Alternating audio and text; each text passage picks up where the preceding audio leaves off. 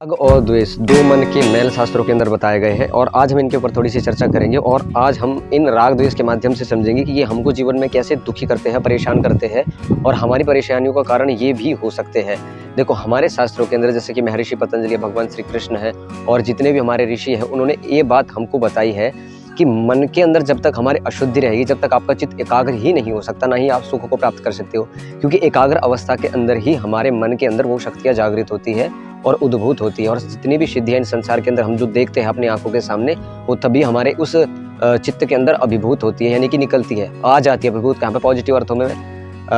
समझाने की कोशिश कर रहा हूँ। तो राग और द्वेष दो मन के इतने बड़े बड़े मैल बताए गए हैं कि भगवान श्री कृष्ण ने तो राग द्वेष व्यवस्थित हो ऐसा कर दिया कि ये तो गीता के अंदर लिख दिया कि ये तो ऐसे लुटेरे है, डाकू है, चोर है, जो आपके चित्त की उस पवित्रता को बिल्कुल छन्नी ही कर देते हैं, यानी कि हमको उस रहने के लायक बनने ही नहीं देते जिस प्रकार का हमारा सामर्थ्य होता है। और राग और द्वेष के बारे में हम तो सुखानुसाई राग है और दुखानुसाई द्वेष है, इसके बारे में हम थोड़ी सी चर्चा करेंगे। देखो, सुख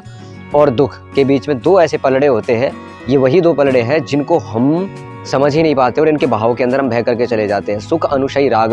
और दुख अनुसाई द्वेष है। जब हम कोई कार्य करते हैं तो उनके फलस्वरूप हमको सुख या दुख दोनों ही प्राप्त होते हैं, लेकिन कहते हैं कि सुख का अनुसरण करने वाला राग होता है और दुख का अनुसरण करने वाला द्वेष होता है। हम कुछ भी करते हैं, उसमें अगर किसी व्यक्ति को थोड़ी सी भी अगर पीड़ा पैदा होती है, चाहे वो अपना पुत्र ही क्यों ना हो, पुत्री ही क्यों नहीं हो, कोई भी हो, अगर उसको कोई पीड़ा ऐसी पैदा होती है तो वो हमसे द्वेष करने लग जाता है। दूसरी तरफ यदि हम कोई ऐसा पवित्र कार्य करते हैं जिससे सभी लोगों को सुख की अनुभूति होती है और उस सुख के लिए आपसे वो राग कर बैठते हैं, सुखानुसाई राग है। तो राग और द्वेष ये चित्त के दो इतने बड़े मैल है कि इनको अगर व्यक्ति समझ ले तो अपने मन को इतनी आसानी से एकाग्र कर सकता है और उस आध्यात्मिक यात्रा में बहुत ऊंचा उठ भी सकता है। इसलिए इन दो को बहुत बड़ा डाकू, लुटेरा, चोर इस रूप में वहाँ गीता के अंदर परिभाषित किया गया है। अब इसको समझने का थोड़ा सा उदाहरण लेकर के भी कोशिश करेंगे। जैसे कि मान लीजिए हमको कोई खाने में चीज़ पसंद होती है, चाहे आप अपने घर के अंदर कुछ भी मीठा पकवान है, रसगुल्ले है, बर्फी है, कोई भी ऐसा मीठा पकवान जाएगी, मैं नाम लेना नहीं चाहूँगा, जिसमें आपकी अत्यंत रुचि है, तो इसी को ही उन्होंने वहाँ पर राग कह दिया। राग का अभिप्राय यहाँ होता है, मिठाई खाने के लिए उन्होंने वहाँ मना ही नहीं किया, लेकिन मिठाई के अंदर जो हम खाने के बाद जो हमारी उसमें आसक्ति पैदा हो जाती है, जो राग पैदा हो जाता है ना, उसके लिए शास्त्रों के अंदर मना किया। और ये आसक्ति ही हमको, जैसे एक मधुमक्खी गुड़ के अंदर जब उस मीठे के कारण चिपक जाती है तो मृत्यु को प्राप्त हो जाती है, उसी प्रकार से राग के कारण भी बहुत सारे मनुष्यों की मृत्यु देखी गई है, क्योंकि अपने वो व्यसन को ही नहीं छोड़ पा रहे और शराब आदि के चक्कर में वो अपने जीवन को ही नष्ट कर डालते हैं। लेकिन राग की इतनी बड़ी महिमा है कि वो कुछ ऐसी चीज़ें जो अनहोनी करने वाली हमारे जीवन में, उनको भी वो छोड़ ही नहीं पाता है। तो और द्वेष का अभिप्राय होता है कि हम जब कोई भी कर्म करते हैं, कुछ भी करते हैं, हमारा जब हम खाना खाते हैं तो ऐसी चीज़ हमारे सामने उपस्थित हो जाती है जिसमें हमारी बिल्कुल भी रुचि नहीं, जो हमको बिल्कुल देखे भी पसंद नहीं होती, तो हम उससे द्वेष कर बैठते हैं। तो शास्त्रों की ये परिभाषा नहीं है,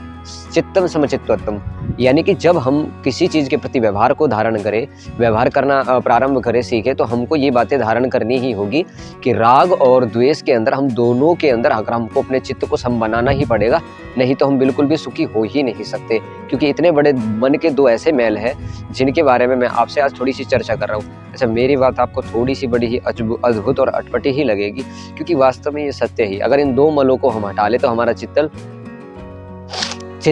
चित्त ऐसा हो जाएगा जैसे नदी का पानी, यानी कि निर्मल नदी का पानी, जिसके अंदर किसी प्रकार की कोई गंदगी ही नहीं होती। और शास्त्रों में जितने भी विधान है, जितना भी यम, नियम, आसन, प्राणायाम, प्रत्याहार, धारणा, ध्यान, समाधि, इनका जो विधान किया गया है वो इसी आधार के ऊपर किया गया है कि अगर आप अपने मन के अंदर से इन दो मैलों को ही हटा लेते हैं, राग और द्वेष, तब भी आपके जीवन का उद्धार हो ही जाएगा, यानी कि हो सकता है। और आप अपने चित्त को एकाग्र करके जिस विषय के ऊपर आप ध्यान करना चाहते हैं, जिस विषय के अंदर आप अपने मन को लगाना चाहते हैं, उसके अंदर आप वहाँ पहुँच करके और बहुत अच्छे से उस चीज़ को आप अच्छे से कर सकते हो और अपने ध्यान को गलत चीज़ों से हटा करके अच्छे मार्ग पर लेकर के जा सकते हैं। तो ये राग और द्वेष मन के दोनों ही शत्रु है, वैरी है, इनसे हमको बचना चाहिए। और राग द्वेष की जो परिभाषा है वो हमारे शास्त्रों में मैंने आपको बताई दी, सुखानुसाई राग, दुखानुसाई द्वेष। अगर आप योग दर्शन थोड़ा सा पढ़ने की कोशिश करोगे तो उसके अंदर इन बातों का वर्णन आपको मिलेगा ही। लेकिन हमको हमारे मन के अंदर जो इरिटेशन पैदा हो जाती है, हमारे मन के अंदर एक जो लगाव पैदा हो जाता है, वो दोनों ही इनके रूपक है। इसलिए हमको सावधानी पूर्वक अपने जीवन के अंदर दोनों को समझना चाहिए कि राग क्या है और द्वेष क्या है।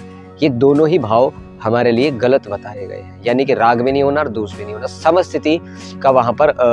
प्रवचन और स्वाध्याय के लिए बोला गया है कि आप इन चीज़ों का स्वाध्याय करो, प्रवचन करो। अगर आप शिक्षक हो तो आपके लिए बड़ा ही बेनिफिशियल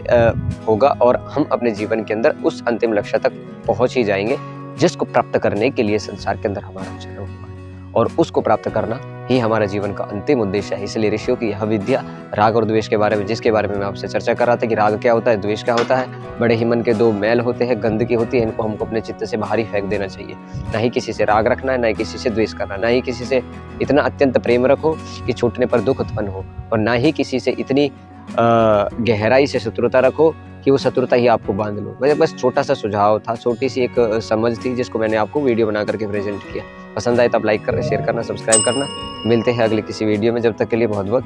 आपका धन्यवाद।